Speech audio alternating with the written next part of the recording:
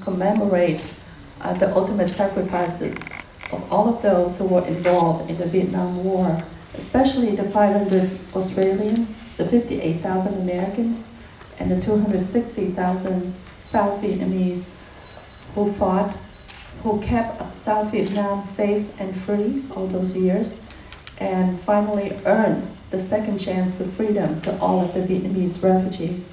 My heartfelt gratitude to the government and the people of Australia for opening your doors and allowing all the Vietnamese refugees in here. And not only that, but you gave my fellow Vietnamese equal opportunities, just like any other Australian, to thrive and to build a new home here. With that, my sincere gratitude. Since there are a lot of new friends I haven't met here, the Australians, I would just like to take a few moments and tell you my story, since, like Mr. Mayor just said this morning, it made me think of one thing that I would like to say right away. We might have all come from different boats, but we're now on the same boat.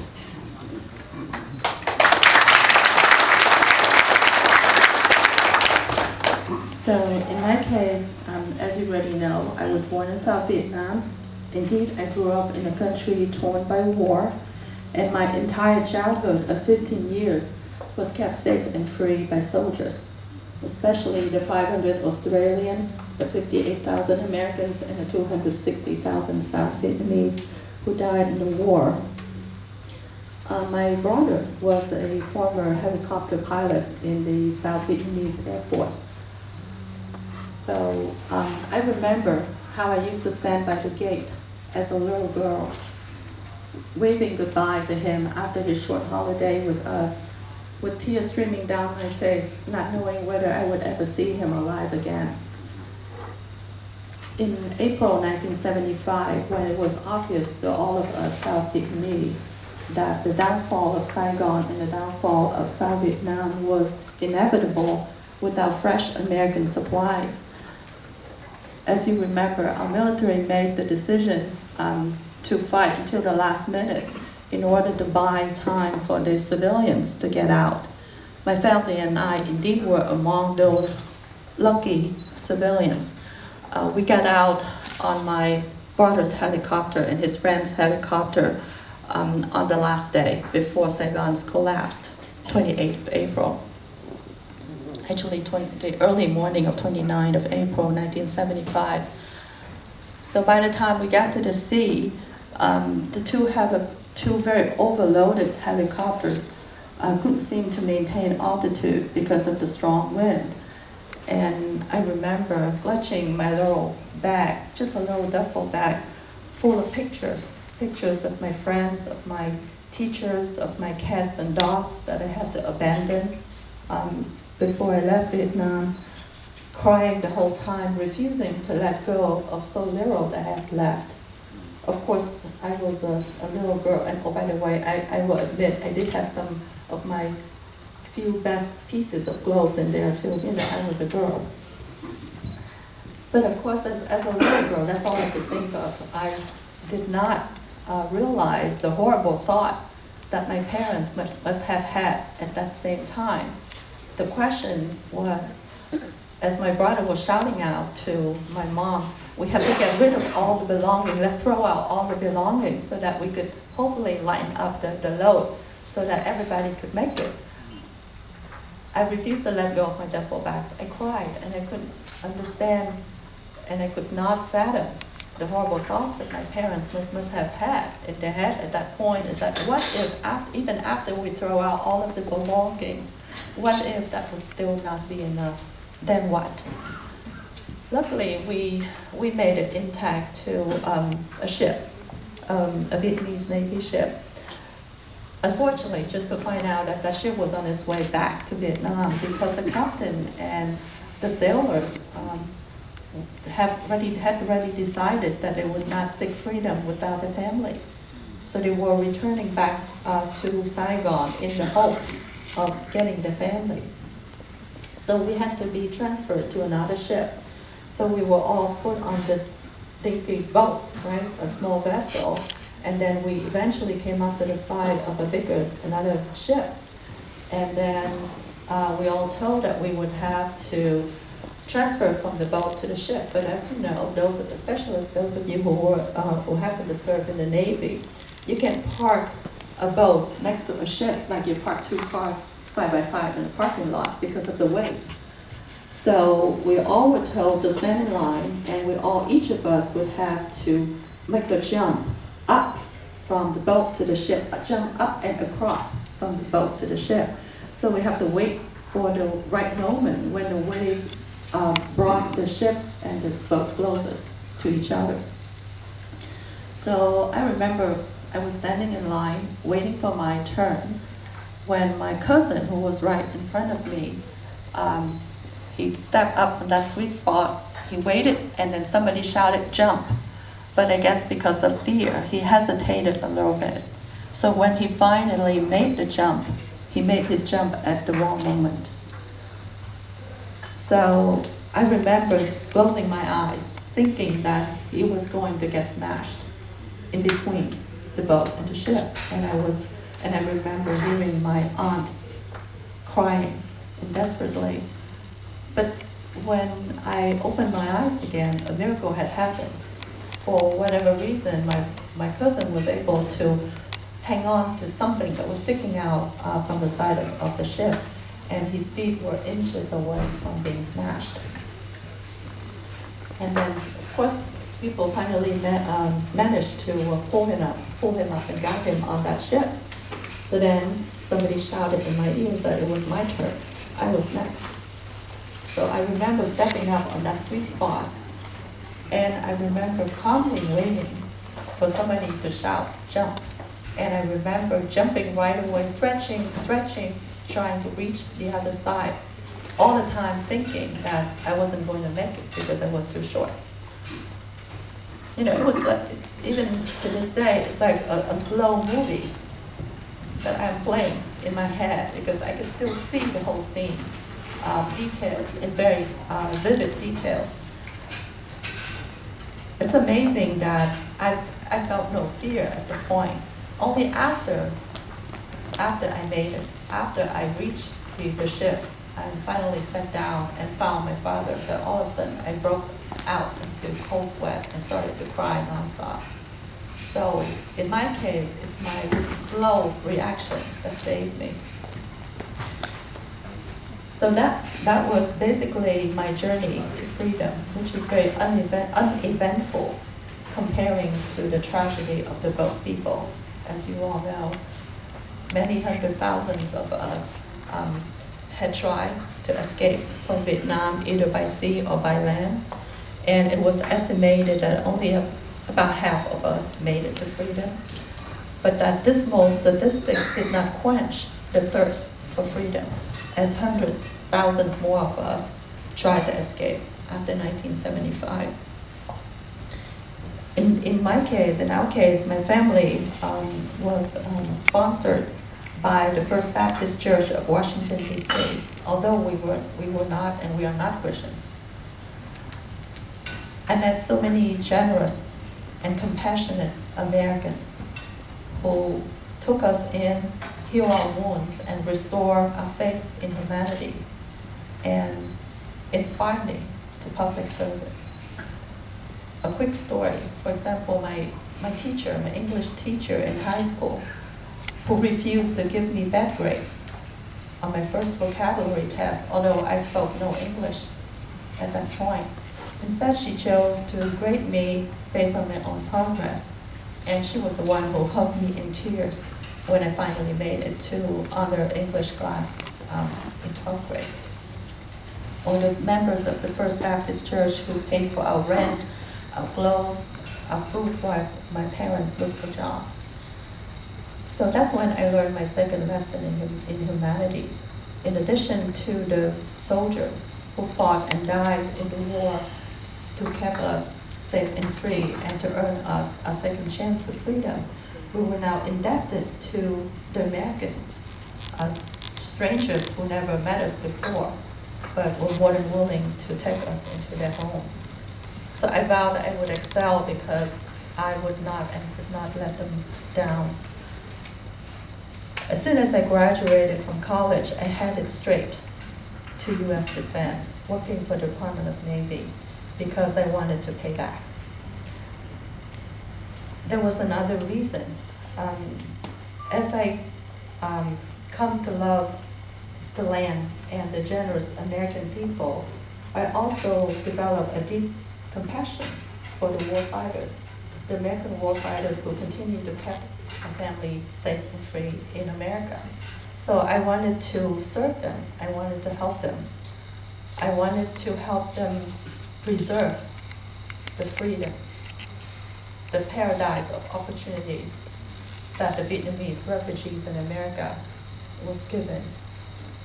I wanted to help preserve that freedom for my children, for my grandchildren, and all the future generations of refugees.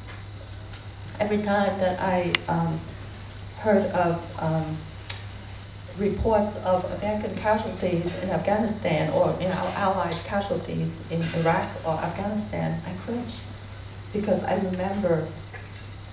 immediately remember me as a little girl waiting by the gate many, many years ago.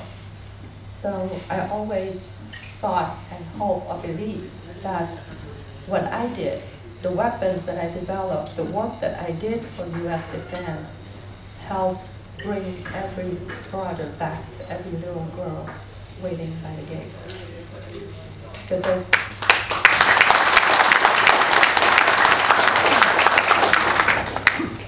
as we all know, soldiers do not get a choice. They don't make a choice of where or which war they're going to fight. That choice or that decision is always made by the government, by the Congress, by the president, by others. The soldiers, when they join, they take the oath to protect their country, their people, and they go to any war that they are sent. So as a citizen, I see it as my duty, my responsibility to make sure that our warfighters come home intact. They have to be equipped with the best weapons, the best means, so that they could win and they could come home intact to their family. So that's my quick story. I'd like to take this opportunity to again express my deep gratitude to Australia, government, and the people. As you know, gratitude is a very important aspect of the Vietnamese culture. From a very young age, we're always taught to be grateful of our ancestors, of those who created and established the nation of Vietnam, of those who fought and defended Vietnam's sovereignty against all foreign invasions, of our family who gave us our life, our upbringing. So today, we are teaching and will continue to teach our children and our grandchildren to be grateful to nations such as Australia, such as United States, Canada, Germany, etc., who did open your doors and welcome the refugees. And the way that we pay back is to pay forward by becoming loyal and contributing citizens to all these great nations, such as this great democratic nation in the Down and Under.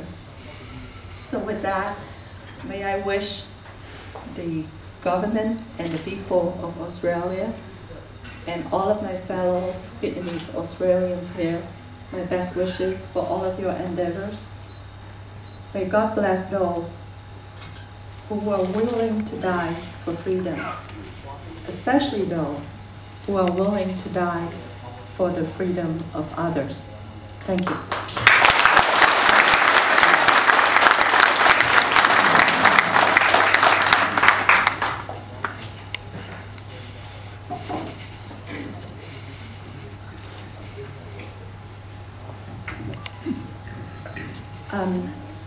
Kính thưa quý vị, trước hết thì anh xin được bày tỏ cái lòng tri ân sâu xa của anh đến chính phủ Úc và nhân dân Úc ngày xưa đã mở cửa rộng lòng chào đón tất cả những người tị nạn Việt Nam.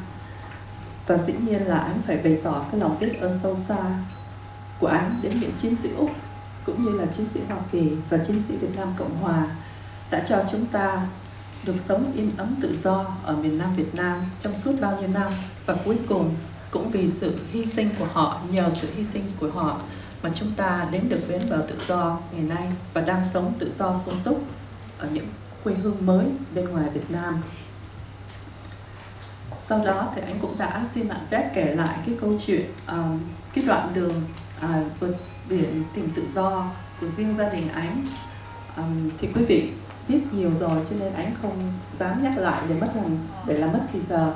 Chỉ xin nói thật vắn tắt thôi. Xin kể chuyện lại là ngày đó nhờ ông anh kế của anh là phi công trực thăng trong không quân Việt Nam Cộng Hòa, cho nên cuối cùng ở vào lúc giai đoạn tuyệt vọng nhất thì chính anh ấy là người đã quay trở lại cùng với một người bạn nữa lấy được 2 chiếc trực thăng về để chở gia đình, cha mẹ, anh em và những người cậu, chú, ruột, cả 30 gia đình, gần 50 người trên 2 chiếc trực thăng. Những nãy anh kể với ông thị trường đó là bình thường một cái chiếc trực thăng đó chỉ chở được chừng 9 hoặc 10 người lính theo anh hiểu, mà gọi là fully equipped, tức là với đầy đủ vũ khí.